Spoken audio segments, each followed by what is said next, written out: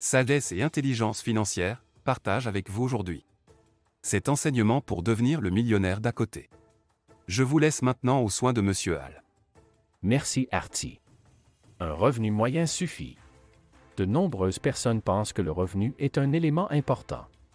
Pour accumuler de la richesse ou devenir millionnaire, il n'est pas difficile de comprendre pourquoi. Comment une personne ayant un revenu moyen pourrait-elle devenir millionnaire? Avez-vous lu Le millionnaire d'à côté ou vu notre résumé du livre de Thomas Stanley et William D. Danko, toujours disponible sur notre chaîne? Dites-le nous dans les commentaires. Il y a plusieurs exemples dans ce livre, et ils ont tous une chose en commun, la discipline. La discipline est la raison pour laquelle les personnes à revenus moyens réussissent. Ces disciplinés sont plus prospères et riches que les personnes à haut revenu. Comme les avocats, des médecins, des directeurs commerciaux, etc. qui n'ont pas ce talent. Les millionnaires dont il est question dans ce livre ont décidé qu'ils ne seraient pas victimes des perceptions de la société, de ce que la société croit à leur sujet. Ils ont décidé de faire quelque chose que les autres ne se donnent pas la peine de faire. La planification et la budgétisation et d'y adhérer. Sans tenir compte du statu quo. De ce à quoi un millionnaire devrait ressembler. Cette vidéo examine les leçons et les points à retenir pour devenir le millionnaire d'à côté. 1. Visualiser. Visualisez cette chose que vous voulez, voyez-la, sentez-la, croyez-la. Faites votre plan mental et commencez à construire, c'est ce qu'a déclaré Robert Collier, un auteur américain du 20e siècle de livres sur l'auto-assistance.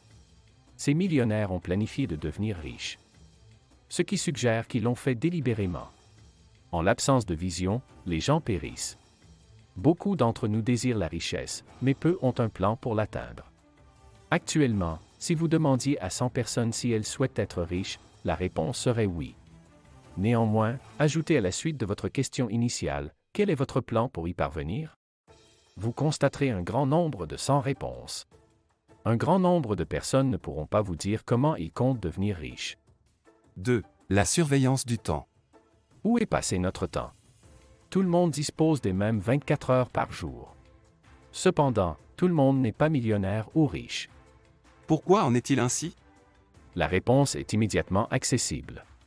Considérez ce que la majorité des individus font pendant leur temps libre. La liste comprendra les réseaux sociaux, la télévision, la navigation oisive sur Internet, etc. Et on ne devient pas riche du jour au lendemain. Le choix est crucial, on ne peut pas laisser son temps aux autres projets que le nôtre. Nous devons consacrer du temps à la création puis à la réalisation de notre stratégie de richesse. Les millionnaires dont le profil est présenté dans ce livre consacrent constamment du temps pour mener des études et investir. L'investissement du temps et de ses capitaux est le mouvement le plus efficace que ces millionnaires ont utilisé pour s'enrichir, quelle que soit leur vocation. Après avoir investi leur temps dans l'éducation financière, la recherche, le montage de leurs plans. Ils investissent notamment dans l'immobilier, les actions et les entreprises privées. 3. Vivre en dessous de ses moyens. La seule règle fondamentale suivie par chacun de ces millionnaires. Quel que soit votre revenu, vivre en deçà de ce que vous pouvez vous permettre. C'est la principale cause d'endettement des 2% de personnes qui gagnent le plus aux États-Unis. Ne vous laissez pas tromper par les résidences, les voitures, les jet-skis et les écoles de luxe. Les propriétaires de tous ces articles de luxe sont les mêmes personnes, dont l'argent quitte leur possession avant d'être dépensé. Les médecins, les avocats, les cadres et les autres professions de haut niveau ressentent une pression sociale les obligeant à mener un style de vie somptueux approprié à leur profession. S'ils ne le font pas, les gens, en particulier les clients potentiels, se douteront que quelque chose ne va pas. Au final, ils passent leur temps à rembourser leurs dettes plutôt qu'à investir. Cet ouvrage brillant, qui ne cesse de révéler la vérité, démontre son brio à de nombreuses reprises. Nous observons que les personnes à revenus moyens ont une valeur nette supérieure que les 2% les plus riches de la population américaine. Premièrement, épargnez, remboursez vos dettes et investissez. Deuxièmement, profitez du reste. 4/. La budgétisation. Dave Ramsey a déclaré « L'argent ressemble au temps. S'il n'est pas affecté, il sera probablement gaspillé. Ceci va de pair avec « vivre selon nos moyens ».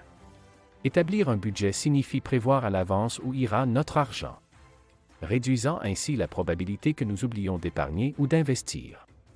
La budgétisation nous permettra de savoir exactement où va notre argent. avant même que nous le recevions. Ce qui élimine la nécessité de prendre d'autres décisions et diminue les erreurs financières. Nous éliminons toute imprévisibilité. En omettant de vous préparer, vous vous exposez à l'échec. Considérez le dicton, l'esprit oisif est le terrain de jeu du diable. On pourrait aussi dire, un esprit oisif causera probablement du tort. On peut dire la même chose de nos finances. Si nous ne nous y sommes pas préparés, il est fort probable qu'elles causeront du tort. 5. Restez économe. La planification financière facilite l'épargne. Cela jette les bases de l'investissement de la richesse. À ne pas confondre avec le fait d'être avare. Les millionnaires de ce livre sont des acheteurs avisés, qui acquièrent des biens de haute qualité à un prix réduit. En outre, la majorité de ces millionnaires autodidactes conduisent des véhicules d'occasion. Recherchez les rabais avant de faire des achats. Non pas parce que c'est obligatoire, mais parce qu'il éprouve de la joie à réduire le gaspillage financier. Selon les recherches menées par Stanley et Danko, le millionnaire moyen ou médian n'a jamais contracté de dette ou dépensé plus de 399 $ pour un costume. 6. Le contentement.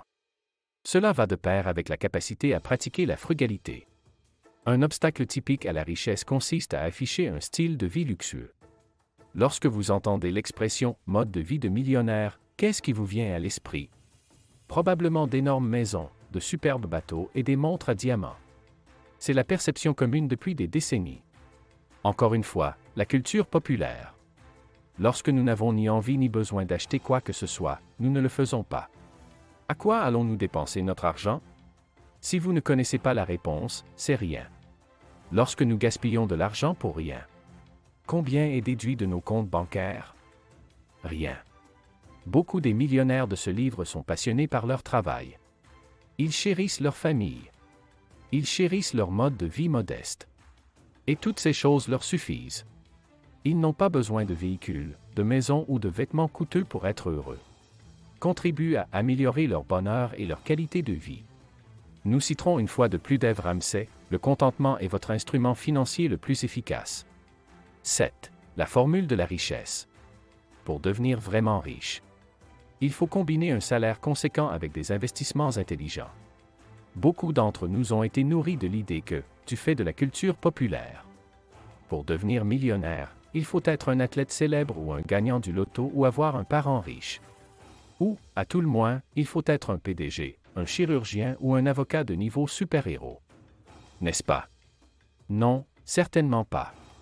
Selon les recherches menées par Stanley et Danko, la plupart des millionnaires sont des hommes d'âge moyen, qui sont généralement indépendants, qui exploitent une entreprise terne, de col bleu.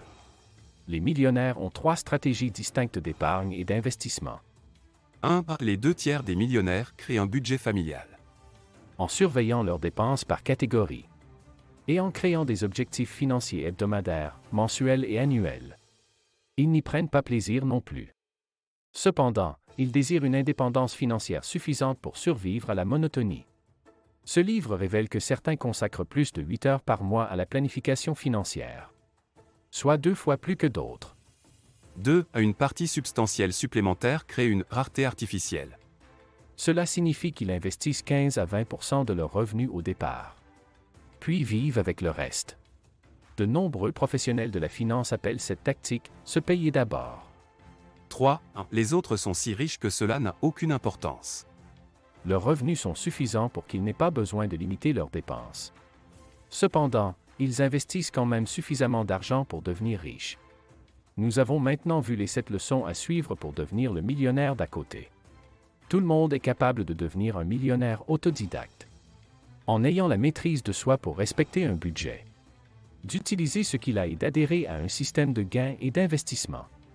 Ensuite, il a réinvesti les bénéfices de son investissement initial, qui assurera un avenir prospère. Un avenir dans lequel il n'y aura plus à travailler pour le reste de la vie. Commencez maintenant. Dites-moi dans les commentaires votre jour de départ. Abonnez-vous, si ce n'est pas encore fait. Un maximum de partage et de pouces vers le haut. Et sur ce, passez une excellente journée. Si Dieu le veut. Et je vous donne rendez-vous, après-demain.